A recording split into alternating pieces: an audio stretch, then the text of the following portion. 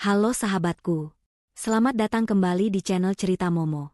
Pernah nggak sih kalian membayangkan, gimana rasanya melihat ibu mertua sendiri malah asyik memilih mobil mewah bareng gundik suamimu?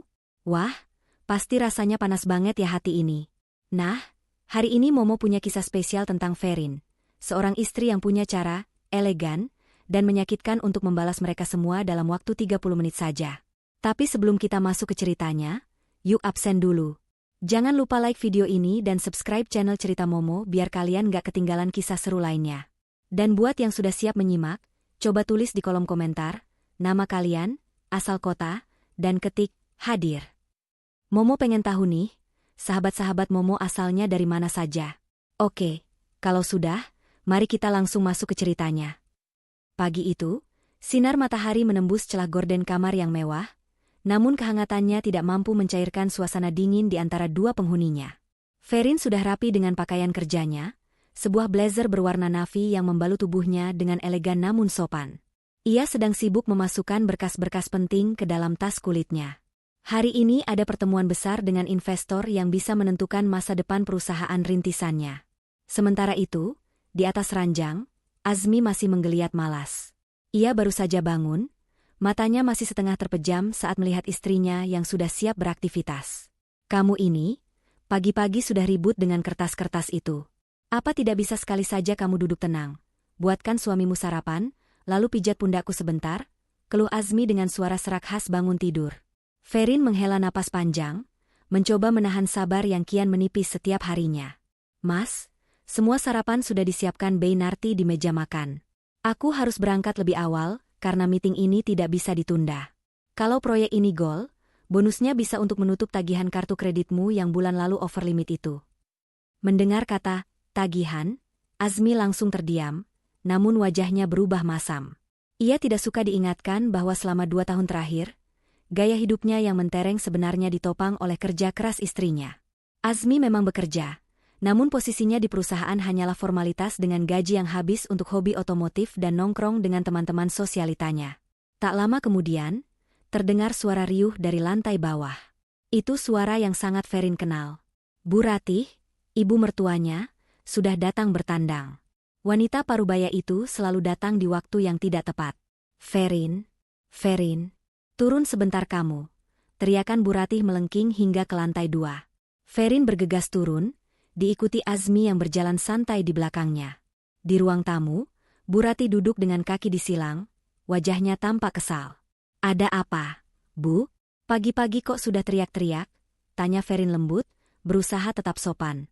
Bu Ratih menatap Ferin dari ujung rambut sampai ujung kaki dengan tatapan mencemooh. Lihat penampilanmu itu. Kaku, membosankan.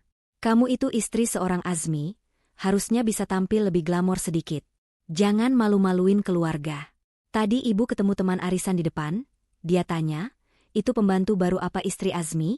Sakit hati ibu mendengarnya. Ferin tersenyum kecut.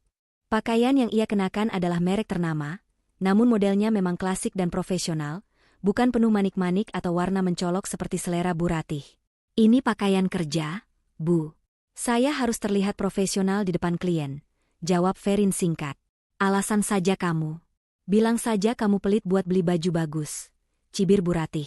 Ia kemudian mengeluarkan ponselnya dan dengan antusias menunjukkan sebuah foto di layar kepada Azmi, mengabaikan Ferin.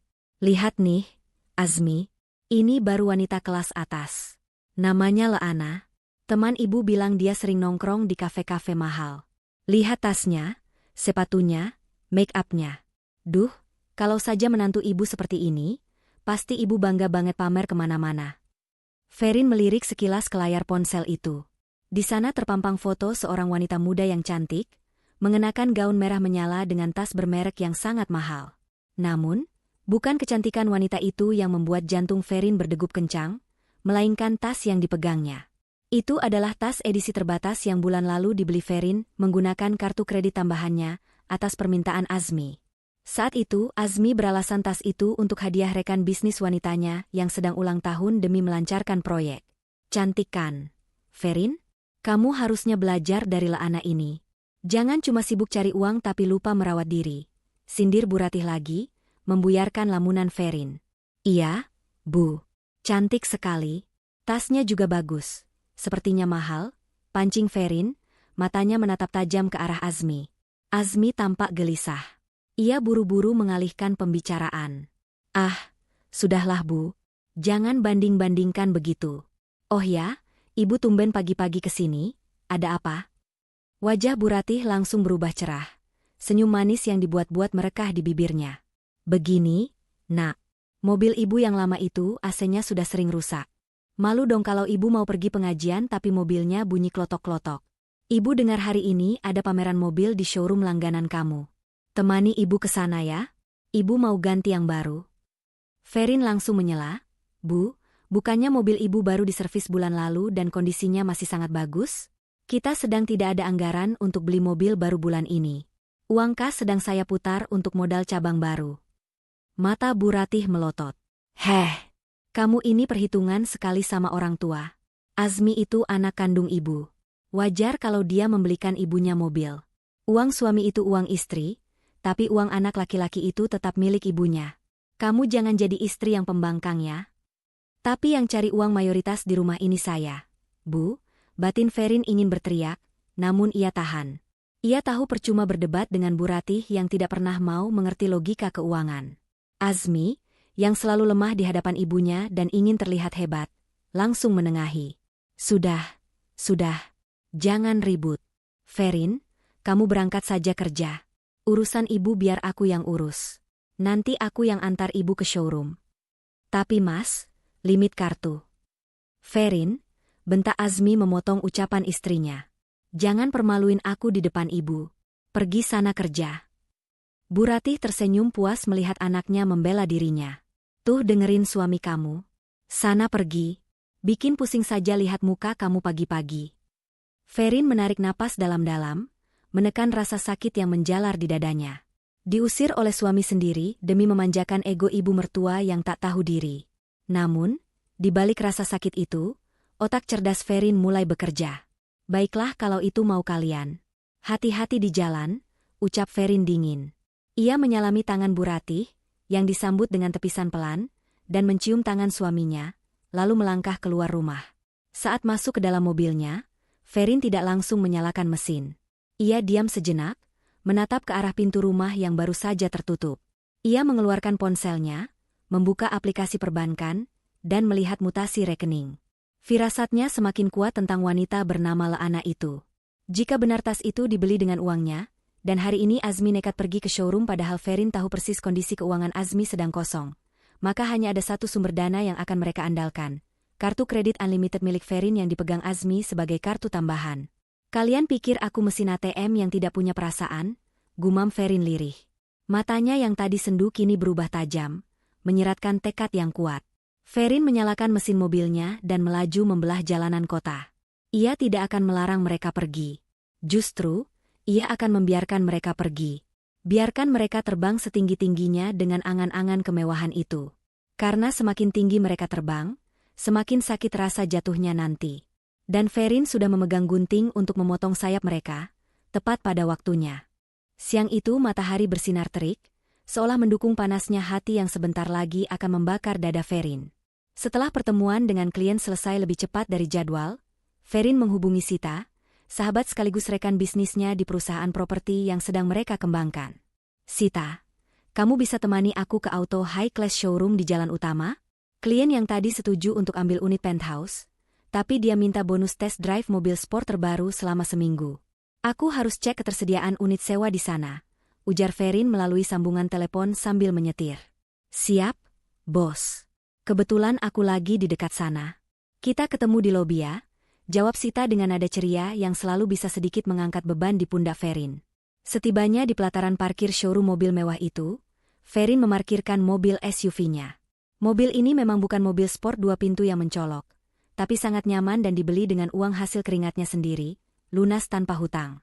Ferin merapikan sedikit tatanan rambutnya di kaca spion, mencoba memasang wajah profesional meski pikirannya masih terganggu oleh kejadian pagi tadi di rumah. Saat melangkah masuk ke dalam lobi showroom yang dingin dan beraroma pewangi ruangan mahal, Ferin langsung disambut oleh Sita yang melambaikan tangan. Muka kamu kenapa ditekuk begitu? Sukses kan meetingnya? Tanya Sita seraya merangkul bahu sahabatnya. Sukses kok. Cuma biasa, drama pagi hari sama ibu mertua, jawab Ferin singkat, enggan merusak suasana hati Sita. Mereka berdua berjalan menuju area pameran utama. Ruangan itu luas, dipenuhi mobil-mobil mengkilap dengan harga miliaran rupiah. Namun, langkah Ferin tiba-tiba terhenti mendadak. Tubuhnya kaku, matanya membelalak menatap ke arah sudut ruangan, tepat di depan sebuah mobil konvertible berwarna merah menyala. Di sana, berjarak sekitar 10 meter darinya, berdiri 3 orang yang sangat ia kenal. Azmi berdiri dengan senyum lebar, tangannya melingkar di pinggang seorang wanita muda yang sangat cantik dan modis. Wanita itu mengenakan gaun pas badan yang memamerkan lekuk tubuhnya, dan di lengannya menggelayut tas mewah. Tas yang sama persis dengan yang dilihat Ferin di foto ponsel Bu Ratih pagi tadi. Itu pasti Laana. Namun, yang membuat dada Ferin terasa sesak bukan hanya pemandangan suaminya bermesraan dengan wanita lain. Di samping mereka, Bu Ratih tampak tertawa lepas. Wajahnya berseri-seri penuh kebanggaan. Ia menggandeng tangan Laana seolah wanita itu adalah menantu kesayangannya, sementara Azmi diperlakukan bak raja. Ferin refleks menarik tangan Sita dan bersembunyi di balik pilar besar yang dilapisi marmer, menghindari pandangan mereka. Rin, kenapa sembunyi? Itu kan suami kamu, Mas Azmi? Sama ibunya juga? Loh, cewek itu siapa? Bisik Sita bingung, matanya menyipit mencoba mengenali sosok Laana. SSTD. Jangan berisik, desis Ferin, jari telunjuknya menempel di bibir. Jantungnya berdegup kencang, campuran antara rasa marah, sakit hati, dan ketidakpercayaan.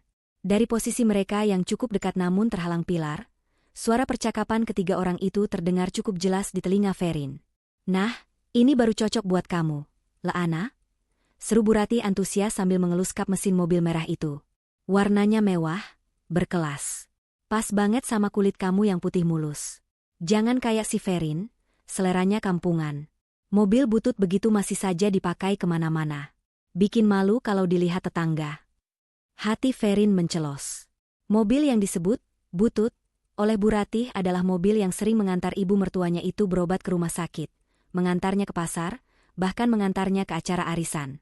Laana tertawa kecil, suara tawanya terdengar manja dan dibuat-buat. Ah, ibu bisa saja. Ferin kan wanita karir, Bu. Mungkin dia lebih suka mobil yang tahan banting, buat kerja keras. Kalau aku kan cuma mau nemenin Azmi have fun. Ucapan itu terdengar seperti pembelaan, namun nadanya sangat merendahkan. Seolah Ferin hanyalah kuda beban, sementara dirinya adalah ratu yang pantas dimanja. Halah, wanita karir apanya? Cibir Bu Ratih. Dia itu pelit. Uangnya banyak tapi nggak pernah mau beliin ibu barang bagus.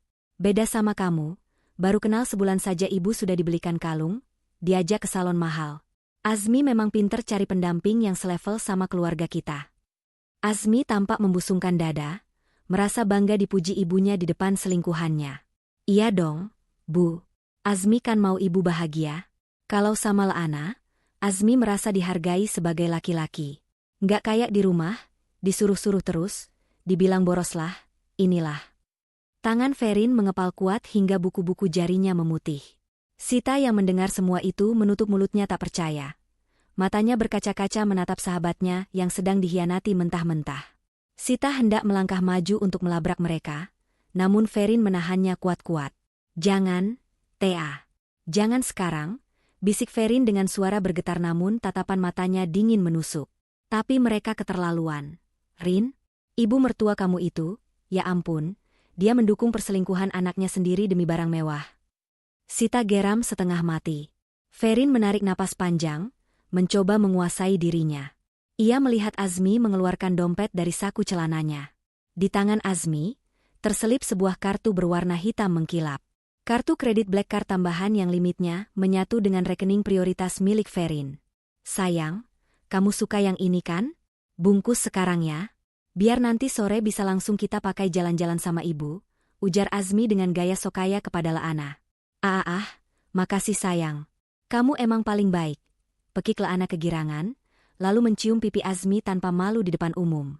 Bu Ratih bertepuk tangan kecil, tampak sangat bahagia seolah baru memenangkan lotre. Ferin menatap adegan itu dengan tatapan nanar. Dulu, ia berpikir bekerja keras siang malam adalah cara untuk membahagiakan keluarga, agar suaminya tidak perlu pusing memikirkan biaya hidup, agar mertuanya bisa hidup nyaman di hari tua. Tapi ternyata, kerja kerasnya justru membiayai pengkhianatan mereka. Kemewahan yang dinikmati Leana dan Bu Rati saat ini, semua bersumber dari keringat Ferin yang mereka hina. Kamu mau biarin aja dia gesek kartu kamu, Rin? Tanya Sita gemas, menyadari kartu apa yang dipegang Azmi. Ferin menggeleng pelan, sudut bibirnya terangkat membentuk senyum miring yang mengerikan. Tidak, Sita. Pesta mereka berakhir sekarang. Ferin mengeluarkan ponselnya dengan tenang. Ia tidak lagi merasa sedih. Rasa sakit di hatinya telah berubah menjadi bahan bakar untuk sebuah keputusan besar. Di layar ponselnya, aplikasi mobile banking sudah terbuka. Jari jempolnya melayang di atas menu pengaturan kartu kredit tambahan. Di seberang sana, Azmi berjalan gagah menuju meja administrasi, diikuti Leana dan Bu Ratih yang masih sibuk selfie di depan mobil baru yang belum lunas itu. Mereka tidak sadar bahwa di balik pilar, sang donatur utama kehidupan mewah mereka sedang bersiap menekan tombol kehancuran bagi sandiwara mereka. Ferin menatap punggung suaminya untuk terakhir kalinya dengan sisa rasa kasihan, sebelum akhirnya menekan tombol di layar ponselnya. Jari jempol Ferin melayang sesaat di atas layar ponsel yang menyala terang. Sebuah kotak dialog konfirmasi dari aplikasi perbankan digital menatapnya balik dengan pertanyaan dingin. Apakah Anda yakin ingin memblokir permanen kartu kredit tambahan, suplementari, atas nama Azmi Hidayat? Di balik pilar marmer yang dingin itu, waktu seolah melambat bagi Ferin. Ia menatap kembali ke arah meja administrasi showroom.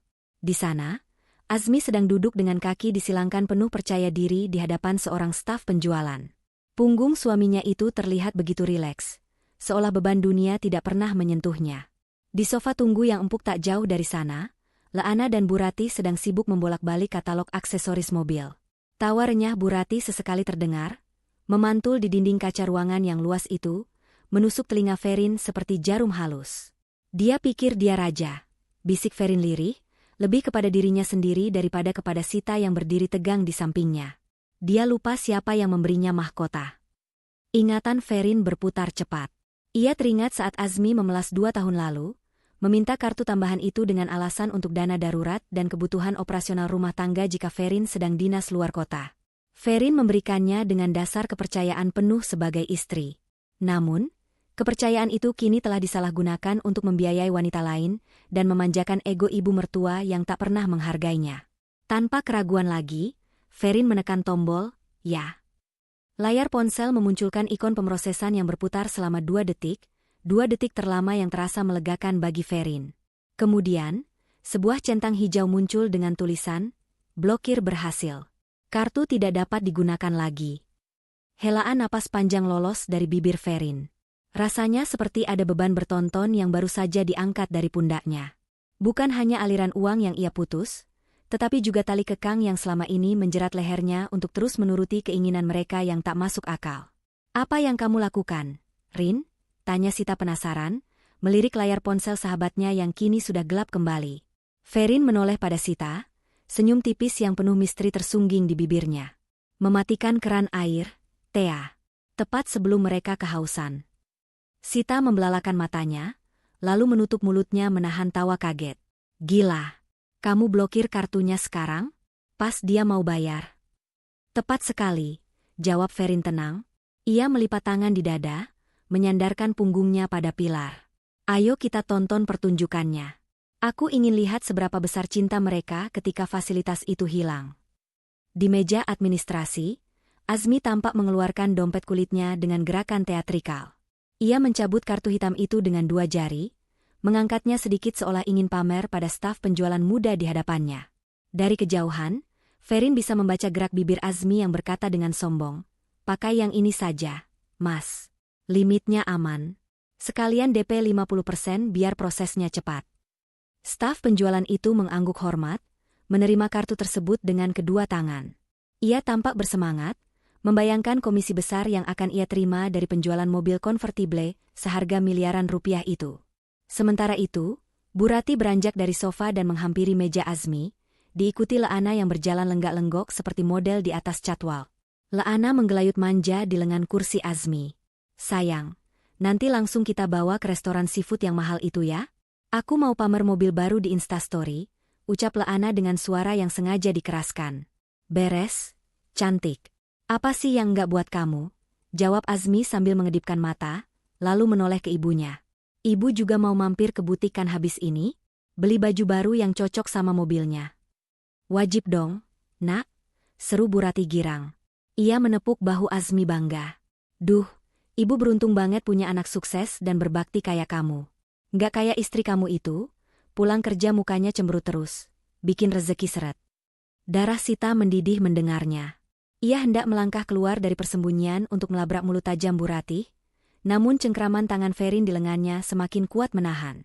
Tunggu, Thea. Sedikit lagi, bisik Ferin. Matanya tak lepas dari staf penjualan yang kini sedang memasukkan kartu Azmi ke mesin EDC. Staf itu menekan nominal angka yang fantastis di mesin tersebut. Azmi menunggu dengan wajah jumawa, jari-jarinya mengetuk-ngetuk meja irama lagu yang tak jelas.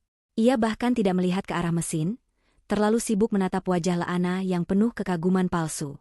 Detik demi detik berlalu. Mesin EDC itu berbunyi pelan, memproses sambungan ke server bank. Ferin menghitung dalam hati. 3, 2, 1. Ia membayangkan sistem perbankan di pusat data sana, sedang membaca perintah yang baru saja ia kirimkan. Perintah absolut dari pemilik rekening utama. Sistem itu akan menemui dinding tebal yang ia bangun, akses ditolak. Di showroom, Azmi masih tersenyum lebar. Bu Ratih masih membayangkan wajah iri tetangga-tetangganya. Dan Laana masih memimpikan likes yang akan membanjiri akun media sosialnya. Mereka bertiga berada di puncak euforia, melayang tinggi di atas awan kebahagiaan semu yang dibangun di atas pondasi rapuh. Ferin menatap mereka dengan tatapan yang sudah kosong dari rasa cinta. Yang tersisa hanyalah rasa kasihan dan keadilan yang harus ditegakkan. Ia tidak perlu berteriak, tidak perlu menjambak rambut Laana, atau memaki Bu Ratih di depan umum. Ferin cukup menggunakan satu jari di layar ponselnya, dan realitas akan menghantam mereka dengan keras. Staf penjualan itu mengerutkan kening. Ia melihat layar mesin EDC, lalu mencoba menggesekkan kartu itu sekali lagi. Kenapa, Mas? Sinyalnya jelek ya? Tanya Azmi santai, belum menyadari badai yang sedang terbentuk tepat di atas kepalanya. Ferin tersenyum dingin. Sinyalnya bagus, Azmi. Yang jelek adalah nasibmu mulai detik ini. Bunyi bip panjang dari mesin EDC itu terdengar nyaring di tengah keheningan lobi showroom yang mewah. Lampu indikator di mesin kecil itu berkedip merah, sebuah tanda yang sangat kontras dengan kilau lantai marmer di bawah kaki mereka. Staf penjualan yang bernama Rian itu menatap layar mesin dengan kening berkerut. Ia mengangkat wajahnya sedikit, menatap Azmi dengan senyum sopan namun ada kilatan keraguan di matanya. Maaf, Pak Azmi. Transaksinya declinet. Ditolak oleh penerbit kartu, ucap Rian hati-hati. Azmi tertawa pendek, tawa yang dipaksakan. Ia melambaikan tangannya dengan gestur meremehkan. Ah, nggak mungkin. Coba lagi, Mas. Mungkin sinyal mesin kamu yang lagi down atau chip kartunya kotor. Itu kartu limitnya besar.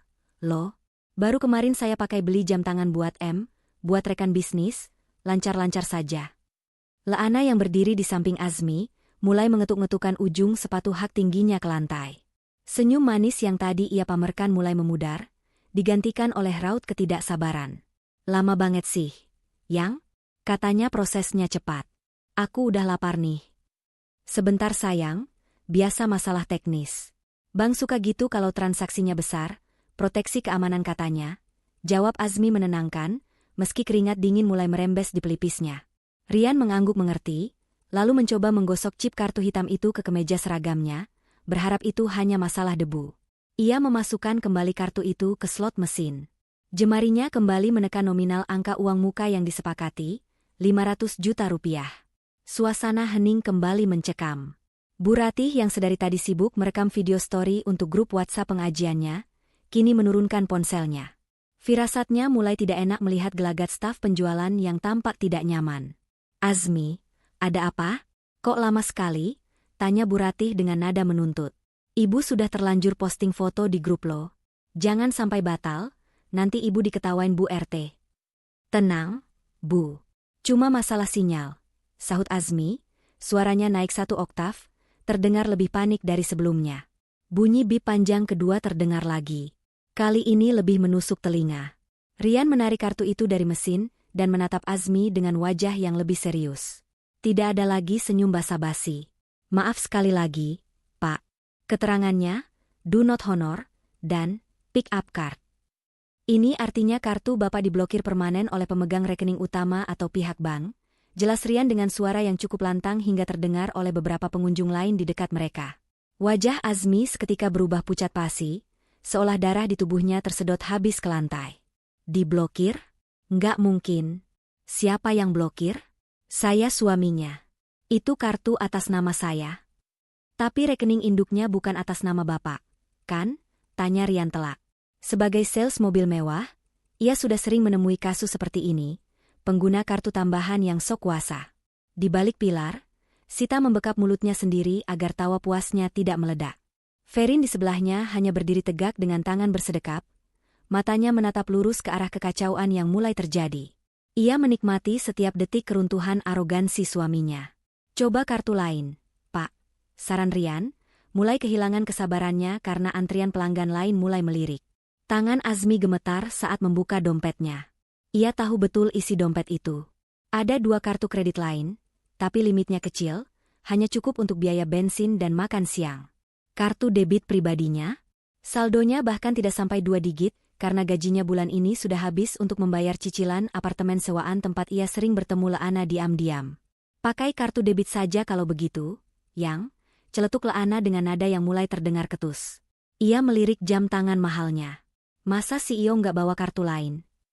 Dompet kartuku ketinggalan di tas kerja di kantor. Yang, alibi Azmi terbata-bata. Ia menoleh ke arah ibunya, mencari pertolongan, tapi Bu Rati justru membuang muka, sibuk dengan ponselnya, pura-pura tidak tahu apa yang terjadi. Pak, kalau tidak bisa bayar DP sekarang, unitnya saya lepas ke antrian berikutnya ya. Ada Pak Haji di ruangan VIP yang juga minat sama unit merah ini, kata Rian tegas. Ia mengambil kembali kunci mobil yang tadi sempat diletakkan di meja. Gerakan Rian mengambil kunci itu seperti tamparan keras bagi ego Azmi. Tunggu. Jangan dilepas, seru Azmi panik. Ia merogoh saku celananya, mengeluarkan ponsel, dan mencoba menelepon call center bank. Namun, ia lupa bahwa verifikasi data kartu tambahan memerlukan konfirmasi dari data pemegang kartu utama, tanggal lahir Ferin, nama ibu kandung Ferin.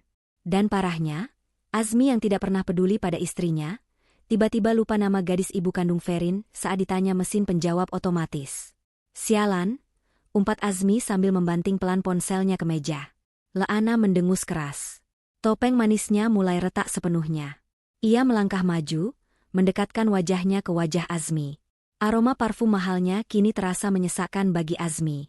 Kamu bilang mau beliin aku mobil hari ini. Kamu bilang limit kamu unlimited. Jangan bilang kamu cuma omong kosong. Azmi, bisik Laana tajam. Matanya menatap Azmi dengan tatapan menyelidik, tatapan seorang wanita yang mulai sadar bahwa ia sedang bertaruh pada kuda yang salah. Bukan begitu, sayang. Ini pasti Ferin. Istriku yang gila itu pasti mengutak-atik rekeningnya karena cemburu. Azmi mencoba membela diri, tapi justru itu kesalahan terbesarnya. Ferin? Laana tertawa sinis. Jadi selama ini gaya hidup kamu, mobil ini, belanjaan kita, semuanya pakai uang istri kamu yang kamu bilang membosankan itu. Suara Laana cukup keras, hingga membuat Bu Ratih tersentak kaget. Jaga mulut kamu ya. Bu Ratih tidak terima anaknya di pojokan. Ia bangkit berdiri dan menunjuk Laana. Azmi itu pengusaha. Wajar kalau ada masalah teknis bank. Kamu jangan menghina anak ibu. Kalau pengusaha, bayar dong. Gesek sekarang. Jangan bikin saya malu berdiri kayak patung di sini. Balas Laana tak kalah galak. Suasana showroom yang tenang kini berubah menjadi tontonan drama gratis. Beberapa staf lain mulai berbisik-bisik. Seorang security bahkan mulai melangkah mendekat, berjaga-jaga jika keributan membesar. Azmi terjepit di tengah. Di satu sisi, ibunya yang menuntut gengsi. Di sisi lain, selingkuhannya yang menuntut materi. Dan di hadapannya, mesin edisi yang diam membisu menjadi saksi ketidakberdayanya tanpa uang istrinya. Di persembunyiannya, Ferin merasa cukup untuk babak ini. Ia melihat Azmi yang mulai keringat dingin dan wajahnya memerah menahan malu. Sudah cukup tontonannya, Thea. Ayo kita pergi sebelum mereka melihat kita. Aku tidak mau merusak momen kehancuran mereka dengan kehadiranku. Biar mereka saling memangsa satu sama lain, ajak Ferin. Sita mengangguk setuju, meski ia masih ingin melihat lebih lama. Mereka berdua berbalik arah, meninggalkan lobi showroom lewat pintu samping. Ferin berjalan dengan langkah ringan. Ia tahu, saat ia keluar dari gedung ini, teleponnya akan segera berdering.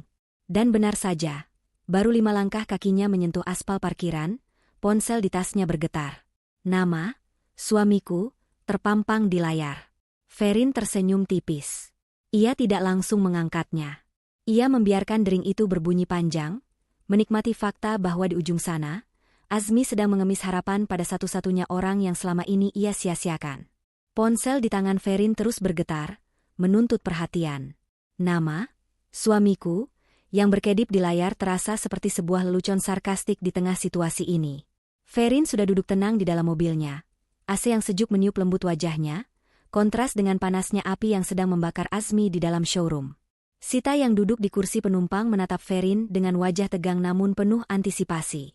Angkat, Rin. Aku mau dengar alasan apa yang bakal dia karang. Ferin menggeser tombol hijau di layar, lalu menekan tombol loudspeaker. Ia meletakkan ponsel itu di atas dashboard, membiarkan suara dari seberang memenuhi kabin mobil. Halo, Azmi? Sapa Ferin dengan nada datar, seolah tidak terjadi apa-apa. Ferin, kamu apa-apain sih? Teriakan Azmi langsung meledak, begitu keras hingga suaranya pecah. Napasnya terdengar memburu, bercampur dengan suara latar belakang yang riuh, bunyi mesin kasir, gumaman orang-orang, dan suara hak sepatu yang mengetuk lantai dengan tidak sabar. Kenapa teriak-teriak? Mas? Aku sedang menyetir, jawab Ferin tenang. Jangan pura-pura bodoh. Kartu kreditku. Kenapa tidak bisa dipakai? Keterangannya diblokir. Kamu sengaja yang mau mempermalukan aku di depan rekan bisnisku? Azmi tergagap di akhir kalimat, jelas berusaha menutupi keberadaan Laana dan ibunya. Ferin tersenyum miring. Rekan bisnis?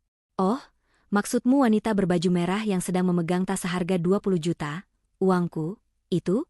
Atau ibu yang sedang sibuk memilih warna jok kulit? Hening sejenak di seberang sana. Napas Azmi tercekat. Kak, kamu tahu?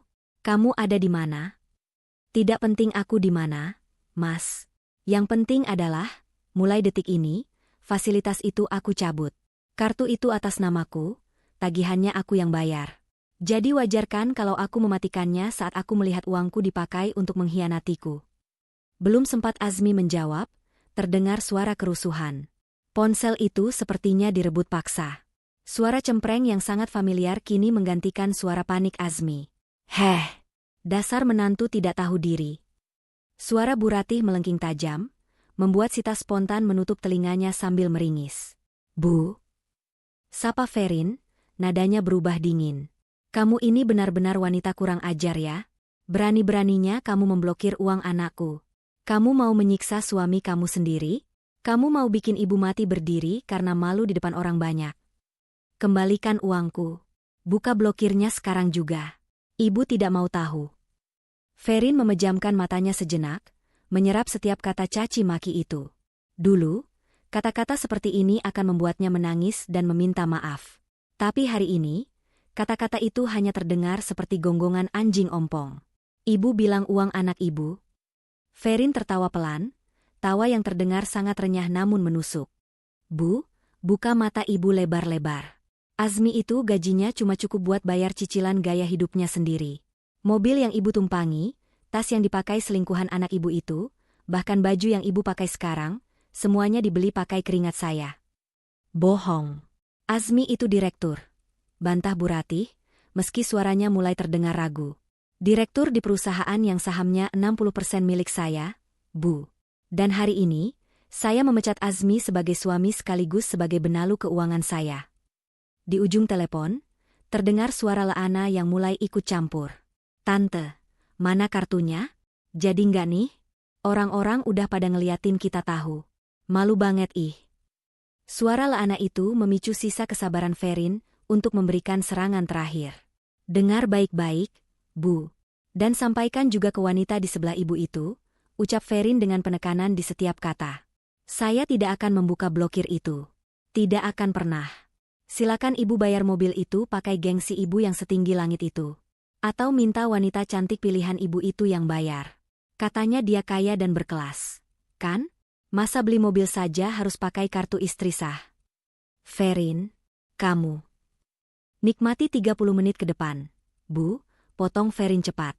Saya kasih waktu 30 menit sebelum, Ratu. Kebanggaan ibu itu menunjukkan wajah aslinya saat tahu pangerannya ternyata tidak punya kerajaan. Hati-hati, Bu. Jangan sampai ibu ditinggal sendirian di pinggir jalan. Tanpa menunggu balasan, Ferin mematikan sambungan telepon. Ia langsung mengaktifkan mode pesawat agar tidak ada lagi gangguan.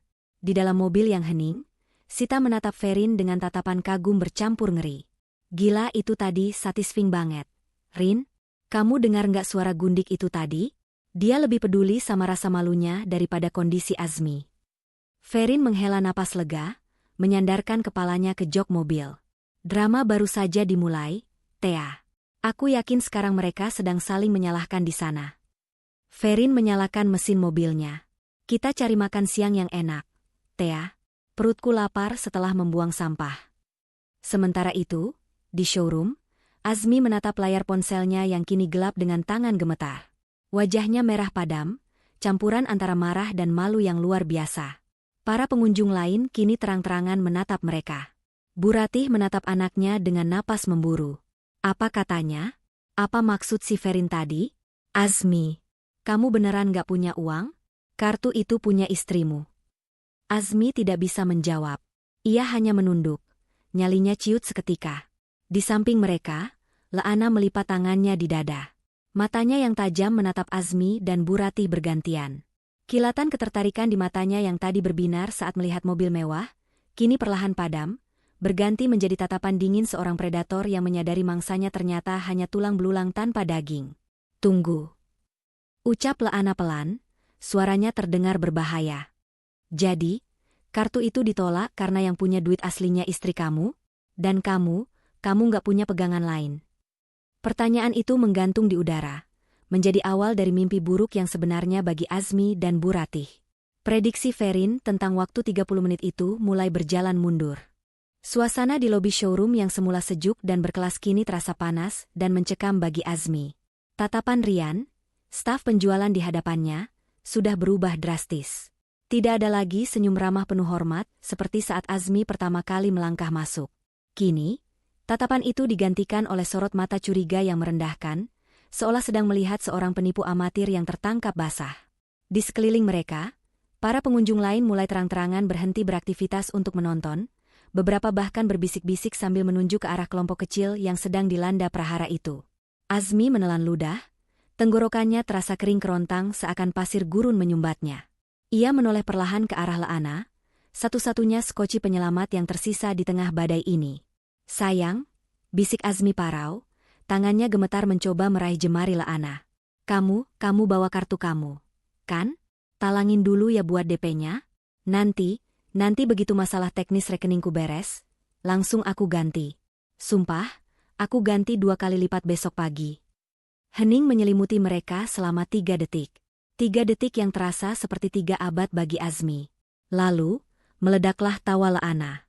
Bukan tawa manja nan merdu yang biasa membuai telinga Azmi, melainkan tawa sumbang yang tajam dan penuh cemoohan. Apa? Talangin? Kamu gila ya? Laana mundur selangkah, menatap Azmi seolah pria itu baru saja meminta ginjalnya. Kamu pikir uang 500 juta itu kayak beli permen di warung? Main minta talangin. Tapi kan kamu bilang papa kamu pengusaha tambang, uang segitu pasti kecil buat kamu, yang... Azmi memelas, keringat dingin sebesar biji jagung mulai membasahi kemeja mahalnya. Wajahnya memucat, kontras dengan wajah Laana yang mulai memerah menahan amarah. Wajah cantik Laana seketika berubah menjadi topeng yang mengerikan. Matanya melotot tajam, menghilangkan semua sisa kelembutan palsu yang selama ini ia tampilkan. Denger ya, Azmi. Gue mau sama lu karena gue pikir lu yang kaya. Gue pikir lu direktur beneran yang pegang kendali duit. Gue pikir lu paus, ternyata lu cuma ikan teri. Suara Laana menggelegar di seluruh ruangan showroom, memantul di dinding kaca. Kalau ternyata lu cuma suami benalu yang duitnya dijatah istri, buat apa gue buang-buang duit gue buat lu? Rugi bandar gue. Kata-kata kasar itu menampar harga diri Azmi lebih keras daripada tamparan fisik manapun. Ia terhuyung mundur. Tidak percaya wanita yang selama ini memujanya bisa berubah menjadi monster dalam sekejap mata. Bu Ratih yang sejak tadi berdiri bingung dan terguncang, kini maju dengan wajah panik. Ia tidak percaya wanita selembut dan seanggun Leana bisa bicara sekasar itu. Dalam benak Bu Ratih, Leana adalah bidadari, jauh lebih sempurna dan sopan dibandingkan Ferin yang kaku. Ini pasti hanya salah paham. Leana, nak, aduh, sabar dulu, sayang, bujuk Bu Ratih dengan suara gemetar, mencoba menyentuh lengan Leana dengan lembut untuk menenangkannya. Jangan bicara begitu sama calon suami kamu. Mungkin Azmi memang lagi ada masalah bank sebentar. Kamu kan wanita berkelas, masa masalah uang sedikit saja marah? Bantu Azmi dulu, nak, nanti ibu pastikan dia ganti uang kamu. Reaksi Leana sungguh di luar dugaan Bu Ratih. Plak, Leana menepis tangan Bu Ratih dengan kasar. Begitu keras hingga tubuh wanita parubaya itu terhuyung ke belakang dan hampir jatuh menabrak standing banner jika tidak berpegangan pada meja administrasi. Jangan sentuh saya, wanita tua, bentak Leana. Matanya menyala-nyala penuh jijik. Menatap tangan Bu Ratih seolah tangan itu penuh kuman penyakit. Bu Ratih ternganga, matanya membelalak tak percaya. Jantungnya serasa berhenti berdetak. Leana, kamu kok kasar begitu sama ibu? Ibu? Siapa ibu saya? Leana berkacak pinggang, dagunya diangkat tinggi-tinggi menantang Bu Ratih. Sadar diri dong, Bu. Lihat dandanan ibu. Kampungan. Norak. Saya jijik dari tadi harus pura-pura manis. Pura-pura dengerin cerita ibu soal arisan murahan itu, cuma demi tas dan mobil ini. Ibu pikir saya betah deket-deket sama orang tua cerewet kayak ibu? Leana, jaga sopan santunmu sama ibuku. Azmi yang melihat ibunya didorong, mencoba membela meski nyalinya sudah ciut tersisa separuh. Alah, diam lu. Leana menunjuk wajah Azmi tepat di depan hidungnya dengan telunjuk yang berkuku tajam. Lu tuh penipu. Ngaku CEO, ngaku punya saham, ternyata cuma kacung istri. Istri lu bener tadi di telepon, lu tuh nggak punya apa-apa. Mobil, apartemen, kartu kredit, semuanya punya istri lu, kan? Dasar laki-laki mokondo. Kata, mokondo, itu menggema keras, membuat beberapa staf showroom di belakang meja menahan tawa, sementara wajah Azmi sudah tidak berbentuk lagi saking malunya. Rasanya ia ingin lantai marmer itu terbelah dan menelannya hidup-hidup saat itu juga. Rian, staf penjualan, akhirnya melangkah maju menengahi dengan wajah tegas tanpa senyum. Maaf Bapak, Ibu, dan Mbak. Tolong jangan buat keributan di sini. Suara kalian mengganggu kenyamanan showroom. Kalau tidak jadi transaksi, mohon tinggalkan tempat ini segera. Security kami sudah bersiap di depan. Leana mendengus kasar. Ia merapikan rambutnya dengan angkuh, lalu mengambil tas tangannya. Tas branded yang ironisnya dibeli dengan kartu kredit Ferin bulan lalu. Gak usah disuruh, gue juga ogah lama-lama di sini sama gembel-gembel ini, cibir Leana. Ia menatap Azmi dan Bu Ratih bergantian dengan tatapan yang benar-benar merendahkan, seolah sedang melihat kotoran yang menempel di sepatunya. Minggir, kalian ngalangin jalan gue. Leana, tunggu. Azmi mencoba menahan lengan Leana untuk terakhir kalinya, matanya memancarkan keputusasaan yang menyedihkan. Kita bisa bicarakan ini? Aku masih punya tabungan. Lepas. Leana menyentak tangannya dengan jijik. Kita putus. Detik ini juga. Jangan pernah hubungi gue lagi. Gue mau cari cowok yang real kaya, bukan yang ATM-nya dipegang istri. Tanpa menoleh lagi, Leana memutar tubuhnya dan melangkah pergi dengan hentakan kaki yang keras. Bunyi tak-tak dari sepatu hak tingginya menjauh, meninggalkan aroma parfum mahal yang kini terasa memualkan bagi Azmi dan Bu Ratih. Tinggallah mereka berdua berdiri mematung di tengah lobi yang luas itu. Bu Ratih memegangi dadanya yang terasa sesak, air mata mulai menggenang di pelupuk matanya yang keriput. Bayangan menantu idaman yang cantik, kaya raya, dan sempurna itu hancur berkeping-keping dalam hitungan menit. Berganti menjadi sosok monster materialistis yang baru saja menginjak-injak harga diri mereka di depan umum. Azmi menunduk dalam, menatap lantai marmer yang mengkilap memantulkan bayangan dirinya yang menyedihkan. Ia baru saja kehilangan segalanya dalam waktu kurang dari 30 menit. Kartu kreditnya mati, selingkuhannya pergi, dan harga dirinya hancur lebur. Dan yang paling menyakitkan, kata-kata Ferin terngiang kembali di telinganya bagaikan kutukan, nikmati 30 menit ke depan. Ternyata Ferin benar. Ferin tahu segalanya. Istrinya yang pendiam, yang selalu ia suruh-suruh dan ia remehkan itu, ternyata memegang kendali penuh atas hidupnya bagaikan dalang memegang boneka. Dan Azmi baru saja menyadari betapa bodohnya ia telah membakar jembatan dengan satu-satunya orang yang tulus padanya. Azmi, lirih Bu Ratih. Suaranya gemetar menahan tangis dan malu yang luar biasa. Ibu malu, Nak? Orang-orang melihat kita kayak tontonan sirkus. Azmi mengangkat wajahnya, menatap ibunya dengan pandangan kosong. Tidak ada lagi kebanggaan, tidak ada lagi arogansi. Hanya ada kegetiran yang mendalam. Ayo pulang, Bu, ajak Azmi lemah. Tapi penderitaan mereka belum selesai.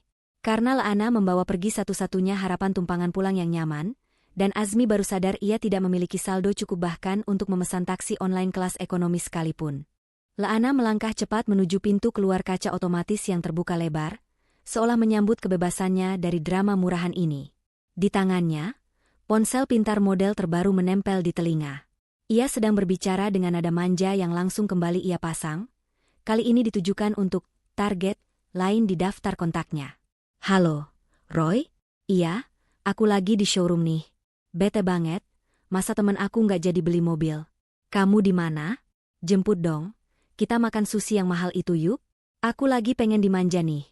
Ucap Laana sambil melirik sinis ke arah Azmi yang berlari terseok-seok mengejarnya. Azmi, dengan napas memburu dan keringat membasahi punggung kemejanya, berusaha meraih lengan Laana tepat sebelum wanita itu mencapai bibir trotoar.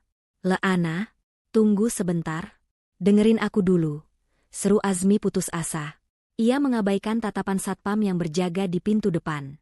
Laana berhenti mendadak, membuat Azmi hampir menabraknya. Wanita itu memutar tumitnya, menatap Azmi dengan tatapan yang bisa membekukan air mendidih. Ia menurunkan ponselnya sejenak. Apa lagi sih? Lu nggak punya malu yang ngejar-ngejar gue sampai sini? Desis Laana. Aku cuma minta kesempatan, Yang. Jangan tinggalkan aku di sini. Minimal tolong antar aku dan ibu pulang. Nanti di rumah aku cari uang cash simpananku. Mohon Azmi. Harga dirinya sebagai laki-laki sudah runtuh sepenuhnya. Ia mengemis tumpangan pada wanita yang baru saja menghinanya. Sebuah mobil sedan hitam mengkilap, taksi online kelas premium yang dipesan Laana, perlahan merapat ke lobi. Supirnya turun dengan sigap membukakan pintu penumpang. Laana tertawa pelan, tawa yang menusuk hati. Nganterin lu? Sorry ya, gue bukan supir angkot. Lagian gue takut mobil ini bau keringat lu yang bau kemiskinan itu. Bye, Azmi. Jangan mimpi gue bakal angkat telepon lu lagi. Tanpa ragu sedikitpun, Laana masuk ke dalam mobil mewah itu dan membanting pintunya keras-keras tepat di depan wajah Azmi. Kaca jendela mobil yang gelap perlahan naik, memisahkan dunia Laana yang tetap glamor dengan dunia Azmi yang baru saja runtuh. Mobil itu melaju mulus meninggalkan pelataran parkir, membawa serta sisa-sisa harapan Azmi. Azmi berdiri mematung di bawah terik matahari siang yang menyengat. Debu jalanan menerpa wajahnya saat mobil Laana menghilang di tikungan. Ia merasa lututnya lemas, seakan tulang-tulangnya dicabut paksa. Di dalam showroom, nasib Bu Ratih tak kalah menyedihkan. Sepeninggal Azmi yang mengejar Laana, Bu Ratih berdiri kaku sendirian di tengah ruangan luas itu. Ia merasa telanjang di bawah sorotan mata para staf showroom dan pengunjung lain. Bisik-bisik mereka terdengar seperti lebah yang berdengung di telinganya. Itu ibunya yang tadi teriak-teriak ya? Iya, kasihan ya. Ternyata orang kaya palsu. Makanya jangan sombong kalau uangnya masih minta istri. Wajah Bu Ratih merah padam, panas menjalar hingga ke telinga.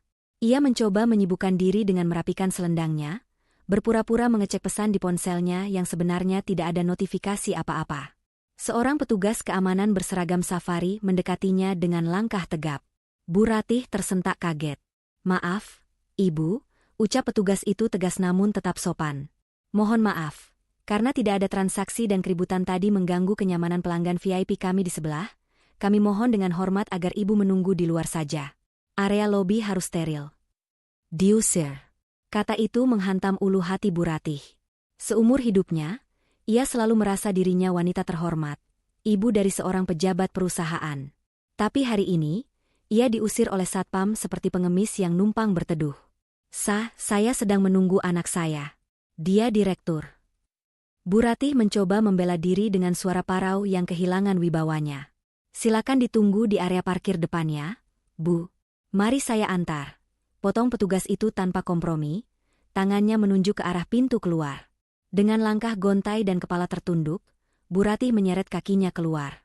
Setiap langkah terasa berat. Ia melewati mobil-mobil mewah yang tadi sempat ia impikan. Kini mobil-mobil itu seolah menertawakan kebodohannya. Sesampainya di luar, panas matahari langsung menyengat kulitnya. Bu Ratih menyipitkan mata karena silau, mencari sosok anaknya. Ia melihat Azmi berdiri bengong di pinggir trotoar, menatap jalanan kosong. "Azmi," panggil Bu Ratih lirih sambil mendekat. Air matanya sudah tidak bisa dibendung lagi. "Ibu diusir satpam, Nak." "Mereka mengusir ibu." Azmi menoleh. Wajahnya kusut, matanya merah. Ia melihat ibunya yang biasanya tampil prima kini tampak tua dan rapuh. Make-up tebalnya mulai luntur oleh keringat dan air mata. "Maafin Azmi, Bu," ucap Azmi lemah. Suaranya hampir tak terdengar, kalah oleh deru kendaraan yang lewat. "Si Leana mana? Dia beneran ninggalin kita?" tanya Bu Ratih, masih berharap ada keajaiban. "Sudah pergi, Bu. Dia bukan wanita baik-baik ternyata," jawab Azmi pahit. Bu Ratih menangis sesenggukan. "Kurang ajar dia.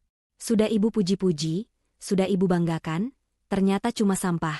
Ayo pulang, Azmi. Ibu mau pulang. Ibu nggak kuat panas begini, kepala ibu pusing." "Iya, Bu. Kita pulang sekarang." Azmi merogoh saku celananya, mengeluarkan ponselnya untuk memesan taksi online. Ia membuka aplikasi transportasi daring yang biasa ia pakai. Jari jempolnya dengan cepat mengetik alamat rumah. Tarif muncul di layar, Rp150.000 karena jam sibuk. Azmi menekan tombol pesan. Sistem memproses. Lalu muncul notifikasi merah, metode pembayaran ditolak. Silakan ganti metode pembayaran. Jantung Azmi berdegup kencang. Ia lupa, akun aplikasi ini terhubung langsung dengan kartu kredit tambahan yang baru saja diblokir Ferin. Dengan panik, Azmi mencoba mengganti ke dompet digital. Saldo, Rp12.500. Ia mengecek aplikasi mobile banking rekening pribadinya, rekening gaji yang bukan dari Ferin. Saldo, Rp45.000. Sisa gajinya sudah habis ditarik tunai kemarin untuk membelikan Leana parfum. Azmi mengecek dompet fisiknya. Kosong. Hanya ada struk-struk belanjaan Leana dan kartu nama yang tidak berguna. Ia tidak membawa uang tunai sepeser pun, karena terbiasa mengandalkan kartu sakti Ferin. "Kenapa lama sekali, Nak? Ayo cepat pesan taksinya. Ibu mau pingsan rasanya," rintih Bu Ratih sambil mengipas-ngipas wajahnya dengan tangan. Azmi menatap ibunya dengan tatapan nanar. Mulutnya terasa kaku untuk mengucapkan kenyataan pahit ini. "Bu," suara Azmi bergetar hebat. Kita nggak bisa naik taksi." "Kenapa? Sinyal jelek lagi?" Azmi menggeleng pelan, air mata keputusasaan menetes di pipinya. "Aku nggak punya saldo, Bu. Kartunya mati semua. Uang cash nggak ada. Rekeningku kosong." Bu Ratih terbelalak. "Apa? Jadi kita pulang naik apa? Rumah kita jauh, Azmi. Di ujung kota." Azmi menoleh ke kanan dan kiri, mencari alternatif.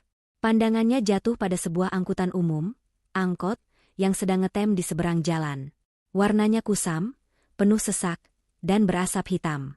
Kita harus naik angkot, Bu. Itu pun harus oper 3 kali. Dan mungkin kita harus jalan kaki dulu sampai halte depan biar tarifnya cukup sama sisa recehan di saku celanaku." Aku Azmi jujur. "Naik angkot?" Bu Ratih menjerit histeris, tapi suaranya langsung hilang tertelan bising klakson truk yang lewat. Ibu nggak pernah naik angkot seumur hidup ibu selama jadi mertua Ferin. Ibu biasa dijemput supir. Ibu nggak mau, Azmi. Malu. "Pilihannya cuma itu, Bu. Atau kita jalan kaki sampai rumah," tegas Azmi, nada suaranya mulai meninggi karena stres. Ferin benar-benar mematikan semuanya. "Bu, kita sekarang gembel. Sadar, Bu, kita nggak punya apa-apa lagi." Untuk pertama kalinya, Bu Ratih melihat realitas menampar wajahnya tanpa ampun. Ia melihat sekeliling. Tidak ada mobil mewah ber-AC. Tidak ada supir pribadi yang membukakan pintu. Tidak ada Ferin yang siap sedia mentransfer uang kapanpun diminta. Hanya ada trotoar panas, debu jalanan, dan anak laki-lakinya yang ternyata tidak berdaya tanpa istri yang selama ini ia hina. Ya Tuhan! Bu Ratih ambruk, terduduk lemas di pinggir trotoar yang kotor, tidak peduli lagi pada baju mahalnya. Ia menangis meraung-raung di pinggir jalan, menjadi tontonan orang-orang yang lewat.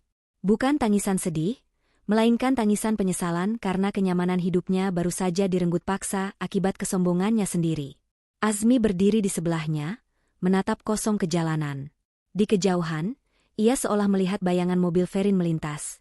Nyaman, dingin, dan tenang. Sementara dirinya dan ibunya kini terpanggang di neraka dunia yang mereka ciptakan sendiri. Perjalanan pulang kali ini akan menjadi perjalanan terpanjang dan paling menyakitkan dalam hidup mereka. Matahari siang itu terasa memanggang kulit, namun panasnya tak sebanding dengan rasa terbakar di hati Bu Ratih. Wanita parubaya yang biasanya duduk manis di jok kulit empuk ber-AC itu, kini harus merasakan sempitnya angkutan umum yang pengap. Ia duduk terhimpit di antara seorang pedagang pasar yang membawa keranjang sayur berbau tanah basah, dan seorang pelajar yang asyik mendengarkan musik keras dari headset bocornya. Angkot tua itu berguncang hebat setiap kali melewati jalan berlubang. Setiap guncangan membuat kepala Bu Ratih pening dan perutnya mual. Keringat sebesar biji jagung mengalir deras dari pelipisnya, melunturkan bedak mahalnya menjadi adonan lengket yang menjijikan. "Minggir sedikit dong. Sempit nih," bentak Bu Ratih pada penumpang di sebelahnya, mencoba mempertahankan sisa-sisa arogansinya. Namun, penumpang itu, seorang ibu-ibu gemuk dengan kipas tangan, hanya melirik sinis. "Kalau mau lega naik taksi, Bu, jangan naik angkot. Sudah numpang, bawel lagi." Bu Ratih terdiam, bibirnya bergetar menahan tangis. Ia menoleh ke arah Azmi yang duduk di pojok dekat pintu. Anak kebanggaannya itu tampak seperti raga tanpa nyawa. Kemeja bermereknya basah oleh keringat ketiak, rambutnya lepek, dan tatapannya kosong menatap aspal jalanan yang berlari di bawah pintu angkot yang terbuka. Tidak ada lagi wibawa seorang direktur, yang ada hanyalah pria kalah yang tidak punya daya. "Kiri, Bang. Kiri," teriak Azmi parau. Angkot berhenti mendadak, membuat tubuh Bu Ratih terdorong ke depan. Mereka turun di sebuah perempatan jalan yang ramai dan berdebu. Ini baru setengah perjalanan menuju rumah mereka.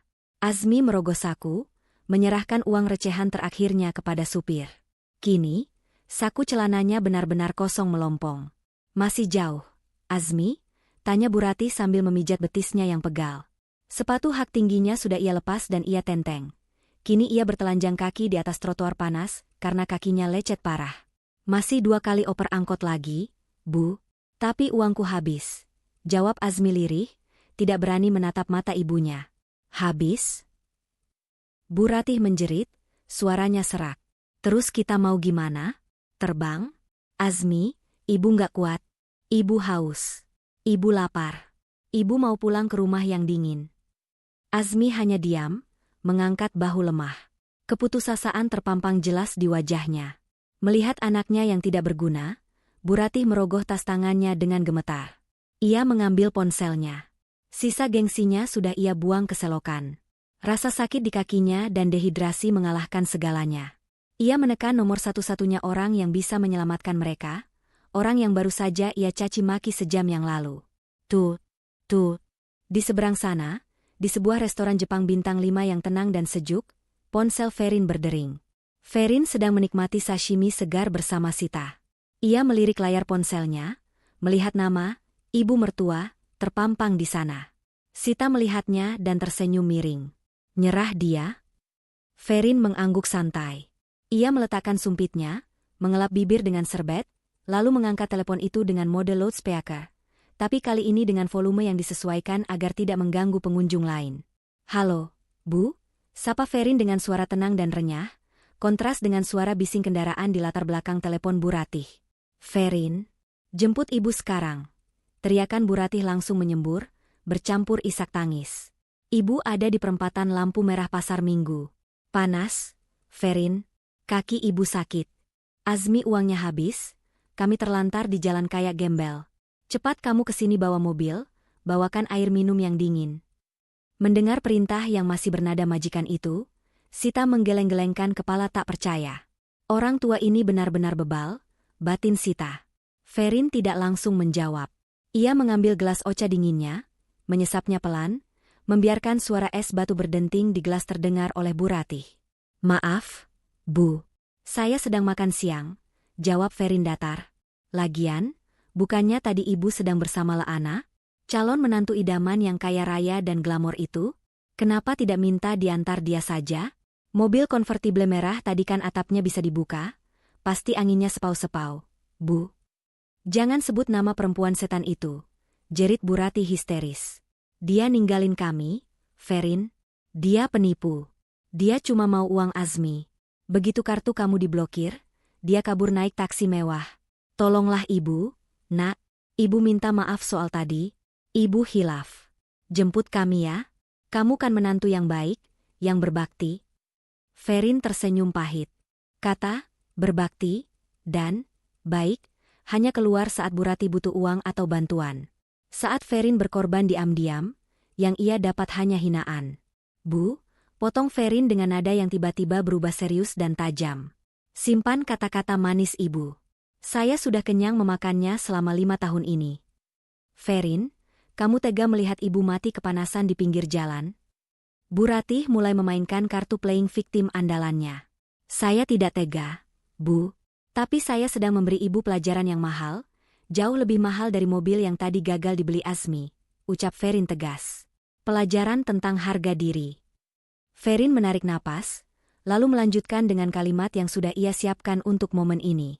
Tadi ibu memilih kemewahan semu bersama gundik itu dan membuang saya. Ibu menghina penampilan saya, menghina mobil saya, menghina kerja keras saya. Sekarang, saat fasilitas itu saya tarik, wanita itu membuang ibu seperti sampah. Sakit kan, Bu? Malu kan, Bu? Hening sejenak di ujung telepon, hanya terdengar isak tangis Bu Ratih yang tertahan. Uang bisa dicari, Bu, tapi tulus itu mahal. Wanita yang ibu banggakan itu pergi saat uangku kutahan. Sekarang, belajarlah pulang sendiri dengan kaki ibu. Rasakan panasnya aspal, rasakan debu jalanan, rasakan betapa sulitnya melangkah tanpa fasilitas dari menantu yang ibu anggap remeh ini. Sama seperti saya yang harus belajar berdiri sendiri menahan sakit hati setiap kali ibu dan Azmi mengkhianati saya di belakang. Ferin, ibu mohon. Suara Bu Ratih melemah, menyadari bahwa Ferin tidak main-main. Tidak ada penjemputan hari ini, Bu. Dan jangan berharap pintu rumah saya terbuka lebar malam ini. Kunci rumah sudah saya ganti kodenya. Barang-barang ibu dan Azmi sudah saya kirim ke rumah kontrakan lama ibu di pinggir kota. Kuncinya saya titipkan di satpam kompleks sana. Silakan menuju ke sana. Apa? Kamu mengusir kami? Bukan mengusir, Bu. Saya hanya mengembalikan kalian ke tempat di mana kalian seharusnya berada sebelum saya mengangkat derajat kalian. Selamat menikmati perjalanan pulang, Bu. Hati-hati di jalan. Klik. Ferin mematikan sambungan telepon itu. Ia tidak memblokir nomornya, tapi ia mematikan ponselnya sepenuhnya. Ia meletakkan ponsel itu di meja, lalu menatap Sita dengan mata yang sedikit berkaca-kaca namun penuh kelegaan. Selesai, bisik Ferin. Sementara itu, di perempatan jalan yang bising dan berdebu, Bu Ratih menatap layar ponselnya dengan tatapan kosong. Sambungan terputus.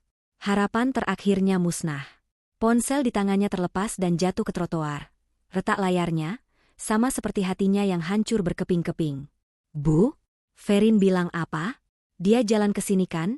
Tanya Azmi penuh harap, mendekati ibunya. Bu Ratih menoleh perlahan menatap anaknya. Wajah tua itu kini terlihat 10 tahun lebih tua. Guratan penyesalan tercetak jelas di setiap kerutannya. Dia tidak akan datang. Azmi, bisik Bu Ratih parau. Dia menyuruh kita pulang sendiri. Dia sudah mengirim barang-barang kita ke rumah kontrakan lama. Kontrakan lama? Lutut Azmi lemas seketika. Rumah kontrakan sempit di Gang Tikus yang sudah bertahun-tahun mereka tinggalkan sejak Azmi menikahi Ferin. Tempat yang penuh kenangan kemiskinan dan perjuangan yang dulu sangat ingin ia lupakan. Kita diusir, nak.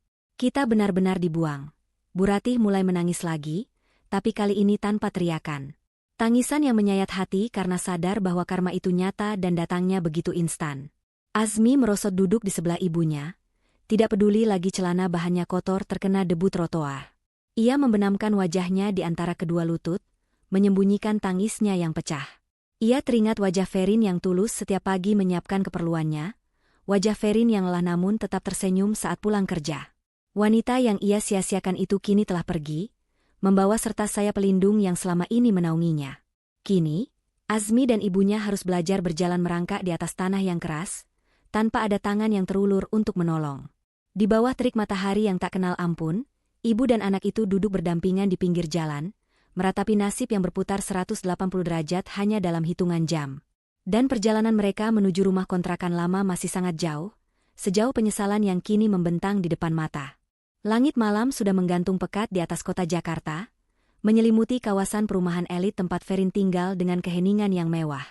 Namun, ketenangan itu terusik oleh suara langkah kaki yang menyeret berat di atas paving blok halaman rumah nomor 88. Azmi dan Bu Ratih akhirnya tiba di depan gerbang rumah mereka sendiri. Atau setidaknya, rumah yang selama ini mereka anggap milik mereka. Penampilan mereka jauh dari kata layak. Kemeja Azmi yang tadi pagi licin kini kusut dan bernoda debu jalanan. Wajah Bu Ratih yang biasanya terpoles bedak tebal kini berminyak, rambut sasaknya kempes, dan kakinya bengkak kemerahan karena berjalan jauh tanpa alas kaki yang memadai. Akhirnya sampai, desah Bu Ratih, suaranya serak karena kehausan. Ia bergegas mendekati pintu utama yang terbuat dari kayu jati ukir, tangannya gemetar meraih gagang pintu digital. Cepat buka, Azmi. Ibu mau mandi air hangat, mau minum air dingin. Badan ibu rasanya mau rontok semua. Perintah Bu Ratih tidak sabar. Azmi maju dengan sisa tenaganya. Ia menekan kode sandi yang sudah ia hafal di luar kepala, tanggal ulang tahunnya sendiri. Tit, tit, tit, bip. Lampu indikator menyala merah. Suara, akses denied, terdengar dingin dari mesin itu. Azmi mengerutkan kening. Salah pencet mungkin, gumamnya. Ia mencoba sekali lagi, kali ini lebih hati-hati. Tit, tit, tit, bip. Merah lagi. Kamu ini gimana sih? Buka pintu rumah sendiri saja nggak becus, omel Bu Ratih. Ia mendorong Azmi minggir dan mencoba menekan angka tanggal ulang tahun Ferin. Hasilnya sama. Pintu itu tetap terkunci rapat. Kokoh bagaikan benteng yang menolak kehadiran musuh. Ferin, buka. Ini ibu. Bu Ratih mulai menggedor daun pintu dengan kepalan tangannya. Ferin, jangan kurang ajar ya. Kamu boleh blokir kartu kredit, tapi kamu nggak berhak mengunci kami di luar. Ini rumah anakku. Hening sejenak. Tidak ada jawaban dari dalam. Hanya suara jangkrik dan desau angin malam yang menjawab teriakan Bu Ratih. Azmi mundur beberapa langkah, menatap jendela lantai 2. Namun, ada cahaya remang dari ruang tamu di lantai bawah. Dia di dalam, Bu. Lampu ruang tamu menyala, ucap Azmi lemah. Tiba-tiba, terdengar suara kunci diputar dari dalam. Klek. Bu Ratih langsung menegakkan badannya, siap menyemburkan amarah. Nah, keluar juga kamu. Dasar menantu durhaka, berani-beraninya. Pintu terbuka lebar. Namun, kalimat Bu Ratih terhenti di tenggorokan. Di ambang pintu, berdiri Ferin. Ia tampak segar dengan pakaian santai rumah yang bersih dan wangi, rambutnya tergerai rapi. Kontras yang menyakitkan dengan kondisi Azmi dan Bu Ratih yang bau keringat dan debu. Namun, Ferin tidak sendirian. Di sebelahnya berdiri seorang pria parubaya berkacamata, mengenakan setelan jas formal, memegang sebuah map tebal. Selamat malam, Bu Ratih, Pak Azmi, sapa pria itu datar. Siapa kamu? Minggir. Saya mau masuk. Bu Ratih mencoba menerobos, tapi pria itu merentangkan tangannya dengan sopan namun tegas menghalangi jalan. Maaf, Bu. Anda tidak diperkenankan masuk tanpa izin pemilik rumah, ucap pria itu. Pemilik rumah? Ini anak saya pemiliknya. Bu Ratih menunjuk Azmi. Ferin akhirnya buka suara. Tatapannya tenang, tidak ada lagi kelembutan menantu yang penurut di sana. Pak Gunawan ini pengacara saya, Bu. Dan dia di sini untuk memastikan proses, kepulangan, kalian berjalan sesuai hukum. Azmi menatap istrinya dengan tatapan memelas. Rin, tega kamu? Lihat ibu. Lihat aku. Kami seharian terlantar di jalan. Izinkan kami masuk dulu, kita bicara baik-baik di dalam. Ferin menggeleng pelan. Tidak ada lagi yang perlu dibicarakan di dalam, Mas. Semua yang perlu dibicarakan ada di tangan Pak Gunawan. Pak Gunawan menyerahkan map tebal itu kepada Azmi. Tangan Azmi gemetar saat menerimanya. Itu adalah gugatan cerai, kata Ferin lugas. Dan di dalamnya juga terlampir bukti kepemilikan aset. Sertifikat rumah ini atas nama Ferin Anggraini, dibeli 2 tahun sebelum kita menikah. Mobil SUV yang saya pakai, atas nama saya. Perusahaan, 60% sahamnya milik saya. Kamu, Mas Azmi, secara hukum tidak memiliki aset apapun di rumah ini selain pakaian dan barang pribadi. Bohong, jerit Bu Ratih. Azmi itu kerja. Dia direktur. Masa dia nggak punya apa-apa? Gaji Mas Azmi sebagai direktur operasional habis setiap bulan untuk gaya hidup ibu, cicilan mobil sport yang ternyata atas nama Lea Singh, dan oh ya, transferan rutin ke rekening atas nama Laana Putri, jawab Ferin tajam. Saya punya semua bukti mutasi rekeningnya, Bu. Selama ini saya diam bukan karena bodoh, tapi saya menunggu saat yang tepat. Azmi membuka map itu. Matanya membelalak melihat deretan angka dan bukti transfer yang selama ini ia coba sembunyikan. Di sana tertera jelas betapa borosnya ia menghabiskan uang perusahaan yang seharusnya menjadi dividen keluarga, demi memuaskan gengsi ibunya dan keserakahan Laana. Jadi, aku beneran gak punya hak atas rumah ini? Tanya Azmi, suaranya hampir hilang. Nol besar, jawab Ferin. Itulah kenapa saya berhak mengganti sandi pintu ini kapan saja saya mau. Bu Ratih mulai menangis. Kali ini tangisannya bukan lagi tangisan marah, melainkan tangisan ketakutan. Ia melihat kemewahan di dalam rumah itu, sofa empuk, AC dingin, lampu kristal, semua itu kini terasa sangat jauh meski hanya berjarak 1 meter di depan mata. Ferin, ibu minta maaf. Bu Ratih mulai merendahkan suaranya, mencoba memegang tangan Ferin. Ibu hilaf, Nak. Tadi ibu cuma emosi. Jangan usir kami malam ini. Ibu capek sekali. Besok pagi saja kami pergi, ya? Ferin menarik tangannya, menghindari sentuhan Bu Ratih. Ia menatap mertuanya itu dengan tatapan datar yang menyeratkan betapa hatinya sudah membeku. Maaf, Bu. Saya sudah tidak bisa percaya lagi. Kalau saya biarkan ibu masuk malam ini, besok pagi ibu akan kembali merasa berkuasa dan menginjak-injak saya lagi. Siklus itu harus berhenti sekarang. Ferin menunjuk ke arah gerbang.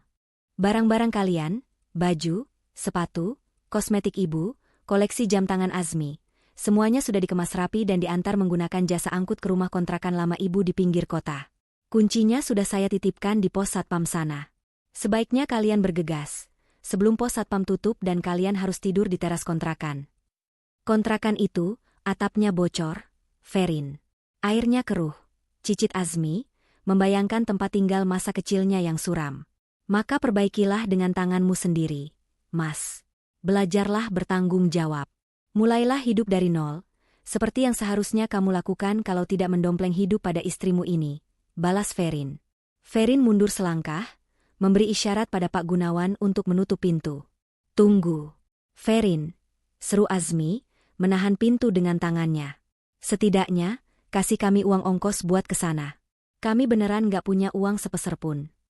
Ferin menatap suaminya dengan tatapan iba, tapi bukan iba yang penuh kasih sayang, melainkan iba melihat seorang pria dewasa yang begitu menyedihkan. Ferin merogoh saku celananya, mengeluarkan 2 lembar uang 50 ribuan. Ini cukup untuk naik taksi ke sana. Anggap saja ini sedekah terakhir saya untuk mantan keluarga saya. Ferin melempar uang itu ke lantai teras. Azmi terdiam menatap uang merah dan biru yang tergeletak di dekat kaki ibunya yang kotor. Rasa malu yang ia rasakan melebihi apapun. Ia harus memungut uang dari istri yang ia hianati, hanya untuk bisa pergi dari rumah yang bukan miliknya. Dengan tangan gemetar, Azmi membungkuk dan memungut uang itu. Terima kasih sudah memungutnya, ucap Ferin dingin. Selamat malam. Kita ketemu lagi di pengadilan. Bra, pintu jati itu tertutup rapat. Suara kunci otomatis yang berputar terdengar, seperti vonis hakim yang menjatuhkan hukuman mati. Azmi dan Bu Ratih kembali ditinggalkan dalam kegelapan teras. Cahaya lampu dari dalam rumah yang sempat menerpa wajah mereka kini hilang, digantikan oleh bayang-bayang malam yang suram. Bu Ratih merosot duduk di lantai teras yang dingin, memeluk lututnya dan menangis terseduh-seduh. Rumahku, mobilku, hidupku, ratapnya. Azmi menatap pintu yang tertutup itu untuk waktu yang lama. Di dalam sana, ada surga yang selama ini ia sia-siakan demi neraka yang ia kejar bersama Laana. Ayo, Bu, ajak Azmi, menarik tangan ibunya dengan kasar karena lelah. Nangis juga percuma. Dia nggak bakal buka pintu lagi. Kita ke kontrakan sekarang. Ibu nggak mau ke kontrakan butut itu. Pilihan ibu cuma 2. Tidur di teras ini lalu diusir satpam komplek karena dianggap gelandangan, atau tidur di kontrakan yang ada atapnya. Ayo. Malam itu, Azmi dan Bu Ratih menyeret langkah mereka keluar dari komplek perumahan elit tersebut. Di belakang mereka, rumah megah itu berdiri angkuh, saksi bisu dari keserakahan yang berakhir dengan kehampaan. Mereka berjalan menuju jalan raya untuk mencari taksi, membawa serta penyesalan yang akan menghantui seumur hidup. 6 bulan telah berlalu sejak malam pengusiran yang penuh drama itu. Waktu bergulir membawa nasib ke arah yang berbeda bagi setiap orang, memisahkan padi dari sekam, memisahkan emas dari loyang. Pagi ini, Jakarta diguyur hujan deras. Namun, di dalam sebuah kafe bernuansa kaca di pusat kota, suasana terasa hangat dan menyenangkan. Ferin duduk santai sambil menyesap latte hangatnya. Penampilannya kini jauh lebih segar. Tidak ada lagi kerutan lelah di keningnya, seperti saat ia harus mengurus segala rewelnya keluarga Azmi. Wajahnya berseri, memancarkan aura wanita yang telah menemukan kembali harga dirinya. Selamat ya, Bu Bos. Cabang properti kita di Bali resmi dibuka bulan depan. Seru Sita sambil menyodorkan tablet berisi laporan penjualan yang grafiknya menanjak tajam. Ferin tersenyum lebar. Terima kasih, Thea. Ini semua berkat kerja keras kita. Ternyata, rezeki itu makin lancar kalau nggak ada benalu yang menggerogoti, ya? Sita tertawa kecil, lalu wajahnya berubah sedikit serius. Ia ragu sejenak sebelum mengeluarkan sebuah amplop coklat dari tasnya. Ngomong-ngomong soal benalu, aku dapat info terbaru dari anak buah Pak Gunawan. Kamu mau dengar? Ferin meletakkan cangkirnya perlahan. Ia terdiam sejenak, lalu mengangguk ringan. Ceritakan saja. Anggap hiburan di kala hujan. Azmi sekarang kerja serabutan. Kemarin terlihat jadi supir ojek online, tapi motornya motor sewaan karena dia nggak punya modal beli motor sendiri. Gajinya habis buat bayar hutang pinjaman online yang dia pakai buat coba-coba gaya hidup pas awal diusir. Jelas Sita. Ferin mendengus pelan. Tidak ada rasa kaget. Ia tahu mental Azmi yang instan dan gengsian pasti akan menjerumuskannya ke lubang hutang. Terus ibunya? Tanya Ferin. Bu Ratih? Sita menarik napas panjang. Kondisinya memprihatinkan. Dia sakit-sakitan di kontrakan lama itu. Tetangga di sana nggak ada yang mau bantu karena Bu Ratih masih suka marah-marah dan sombong. Padahal buat makan saja susah. Kabarnya dia sering nangis teriak-teriak manggil nama kamu kalau kakinya lagi kumat rematiknya. Dia rindu pijatan kamu, Rin. Ferin menatap rintik hujan di luar jendela kaca. Bayangan Bu Ratih yang dulu sering menghinanya kini tergantikan oleh bayangan wanita tua yang kesepian dan menderita. Namun, hati Ferin tidak goyah untuk kembali. Rasa kasihan itu ada sebagai sesama manusia, tapi pintu hatinya sebagai menantu sudah tertutup rapat dan digembok mati. Sementara itu, di sudut kota yang kumuh dan lembab, suasana sangat kontras terjadi. Di dalam rumah kontrakan sempit yang catnya mengelupas, Azmi sedang duduk melamun di lantai beralaskan tikar tipis. Atap rumah itu bocor di beberapa titik, meneteskan air hujan yang menggenang di lantai semen yang retak. Ember-ember plastik berserakan menampung tetesan air, menciptakan irama tik-tok-tik-tok yang menyedihkan. Di sudut ruangan, Bu Ratih terbaring di kasur busa yang sudah kempes. Tubuhnya kurus, wajahnya tuntas kehilangan cahayanya. Ia menggigil kedinginan, selimut tipis yang ia pakai tidak cukup menghalau udara dingin yang masuk dari celah jendela yang pecah. Azmi. Ibu lapar? Rintih Bu Ratih lemah. Azmi menoleh dengan mata cekung. Sabar, Bu. Hujan masih deras. Azmi belum bisa narik ojek.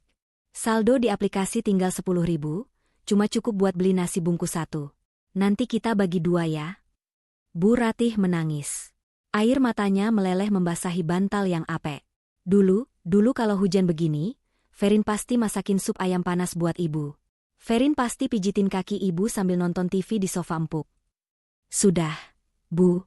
Jangan sebut nama dia lagi, potong Azmi dengan suara parau.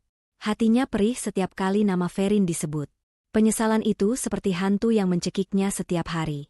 Ia teringat betapa bodohnya ia menukar istri setulus Ferin demi wanita sejahat Laana, yang kini kabarnya sudah menikah siri dengan seorang pengusaha tua di luar kota.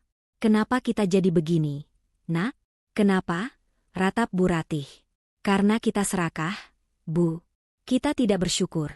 Jawab Azmi pelan, sebuah pengakuan yang terlambat datangnya. Kembali ke kafe mewah. Ferin melihat jam tangannya. Waktu istirahatnya sudah habis. Ia harus kembali memimpin rapat. Oh ya, satu lagi, tambah Sita. Azmi titip pesan lewat Pak Gunawan. Dia minta maaf. Dia bilang, Dia rela lakuin apa aja asal bisa kembali, walau cuma jadi supir kamu. Ferin berdiri, merapikan blazernya dengan anggun. Ia mengambil amplop laporan dari Sita, lalu menatap sahabatnya dengan senyum yang tulus dan damai. Bilang sama Pak Gunawan, sampaikan ke mereka, pintu masa lalu sudah ditutup. Saya sudah memaafkan agar hati saya tenang, tapi saya tidak akan pernah melupakan. Biarkan mereka menjalani sisa hidup dengan menuai apa yang mereka tanam. Saya punya masa depan yang harus saya urus. Ferin melangkah keluar dari kafe itu. Hujan mulai reda, menyisakan pelangi tipis di ufuk barat. Ia berjalan menuju mobilnya, kali ini sebuah sedan mewah terbaru yang ia beli sebagai hadiah untuk dirinya sendiri. Ferin masuk ke dalam mobil, menyalakan mesin, dan melaju membelah jalanan Jakarta. Ia tidak menoleh ke belakang lagi. Di spion, masa lalu Azmi dan Burati semakin mengecil dan akhirnya menghilang. Ferin menarik napas lega, merasakan udara kebebasan memenuhi paru-parunya. Ia menang. Bukan karena ia berhasil menghancurkan mereka, tapi karena ia berhasil menyelamatkan dirinya sendiri. Tamat. Pesan moral singkat. Kesetiaan dan ketulusan adalah mata uang termahal dalam hubungan. Jangan pernah menukarnya dengan kemewahan sesaat, karena ketika harta habis, hanya ketulusan yang akan bertahan. Ingatlah, karma tidak butuh alamat untuk menemukan di mana ia harus pulang.